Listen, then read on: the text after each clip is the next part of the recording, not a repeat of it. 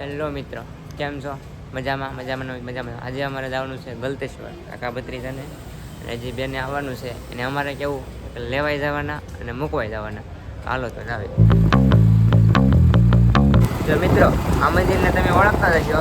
આ એરિયામાંથી જો તમે કોઈ વિડીયો જોતા હોય તો જરા કોમેન્ટ કરી દેજો. ફાઇનલી આપણે મારા ભાઈના ઘરે પહોંચી ગયા છે.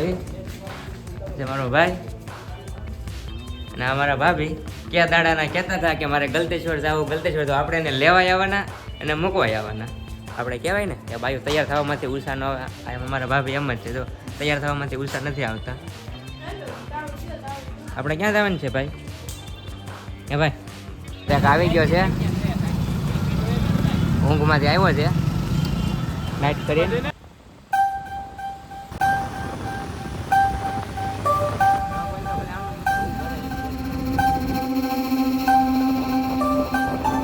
ગાડી આગતા મને નયનભાઈ હીરોગીરી કરે છે. ત્યાં ટ્રાફિકમાં ફસાઈ ગયા. ટ્રાફિકમાંથી નીકળ્યા ને ત્યાં મને નયનભાઈ જેસીબી પાડી હતી કે કાકા જેસીબી જઈને આગળ નીકળ્યા. ત્યાં કામરેજ પહોંચી ગયા. કામરેજ ટ્રાફિક બહુ હતું. એમાંથી આગળ રહેજો.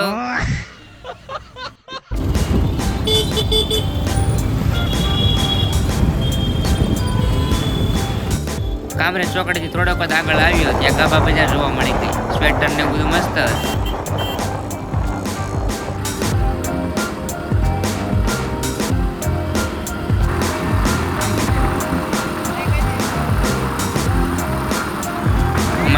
ગાડીમાં બેસે એટલે સલમાન ખાન વાળી સ્ટાઇલ કરે. ગલતેશ્વર જવા માટે કાચો રસ્તો છે, બહુ જ ખરાબ છે.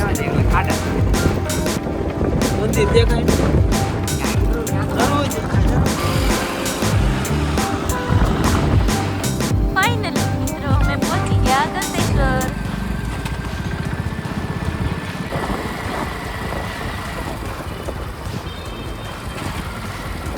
ગલતેશ્વર ભેગા હતા, મામાએ ઊભા રાખી દીધા. ના મામાએ ઊભા રાખ્યા નથી, તો પાર્કિંગની ટિકિટ ફાડે છે. આપણે ટિકિટ પડાવી લીધી.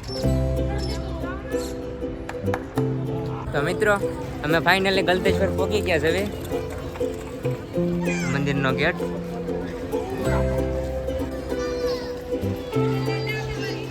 મિત્રો, અમે ફાઇનલી મંદિરે પહોંચી ગયા છે.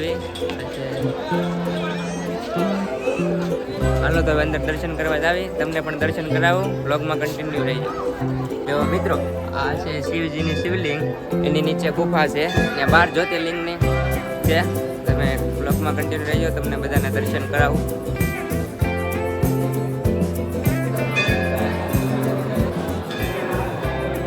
આ છે સોમનાથ જ્યોતિર્લિંગ.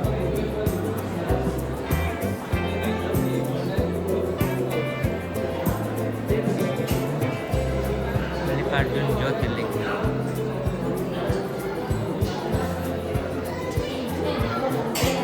મહાકાલેશ્વર જ્યોતિર્લિંગ. ઓમકારેશ્વર જ્યોતિર્લિંગ.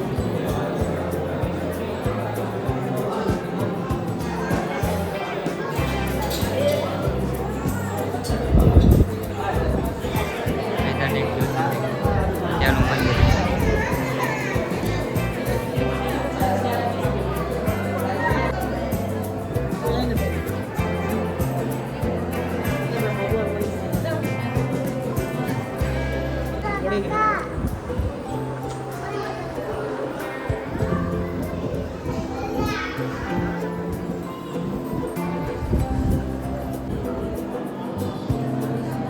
ભીમાશંકર જ્યોતિર્લિંગ.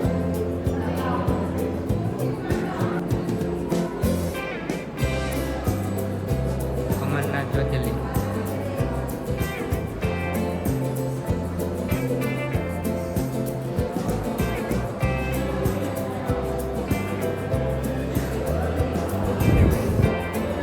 રામેશ્વર જ્યોતિર્લિંગ. અહીંયા મિત્રો 12 જ્યોતિર્લિંગ છે. અહીંયા નાગેશ્વર જ્યોતિર્લિંગ. શ્રી કાશી વિશ્વનાથ જ્યોતિર્લિંગ.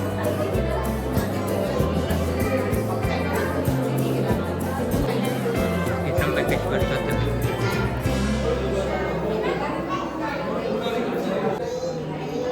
શ્રી કેદારનાથ જ્યોતિર્લિંગ.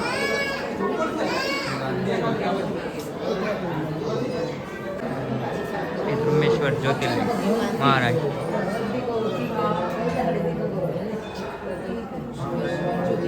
તો મિત્રો તમને 12 જ્યોતિર્લિંગના દર્શન કરાવ્યા, એમાં તમે કહેજો કે તમે કઈ જ્યોતિર્લિંગે દર્શન કરાવ્યા. એમ મારું એક સપનું છે કેદારનાથ જવાનું, આપણે ત્યાં દર્શન કરશું. ને દર્શન કર્યા એ હવે છે શંકર ભગવાન કેટલા ઊંચા છે ગલતેશ્વર મહાદેવ મંદિર, ના છે ગલતેશ્વર ગંગોત્રી ત્રિવેણી સંગમ. આની અંદર બધાને ઉનાળામાં નાહવાનું હોય.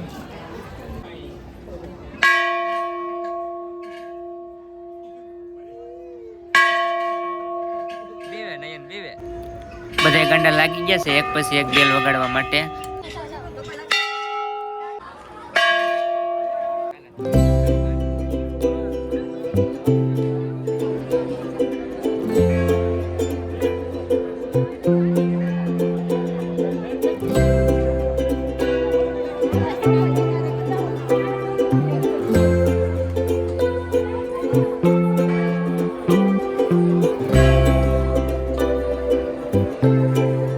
નયન શું કરા શું છે એની અંદર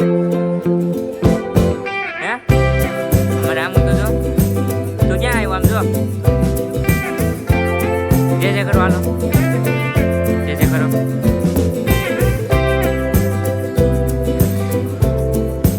તો મિત્રો અમે શિવજીના દર્શન કરી લીધા છે, ફોટા પણ લીધા. હવે જવાનું છે ગાર્ડનમાં. અહીંયા ગાર્ડન નવું બન્યું છે. તો મિત્રો અહીંયાથી તમે એકવાર વ્યૂ જોવો, કેટલો મસ્ત વ્યૂ આવે છે. એમ થાય છે કે અહીંથી ઘરે જવું જ નહીં, અહીંયા જ રોકાઈ જાવ, એટલો વ્યૂ મસ્ત આવે. ગલતેશ્વરનું ગાર્ડન છે, નવું ગાર્ડન બન્યું. તને દોડવા માંડ.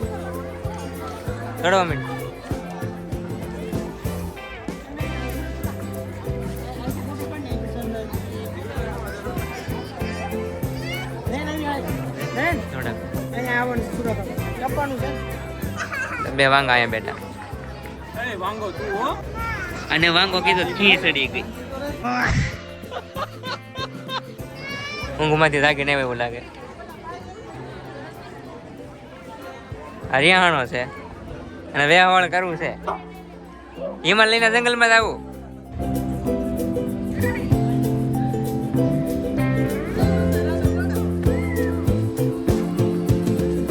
અમારે હવે ગાંડા કાઢે.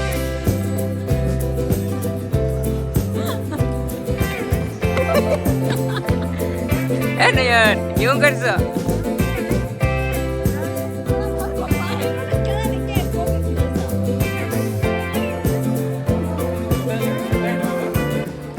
હાલો તો મિત્રો અમે બધા દર્શન કરી લીધા છે.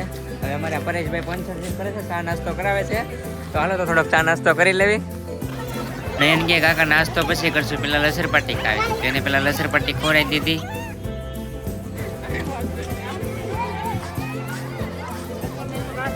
અને બેહાડામાં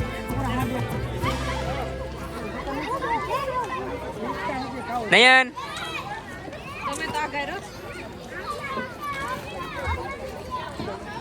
મજા આવે?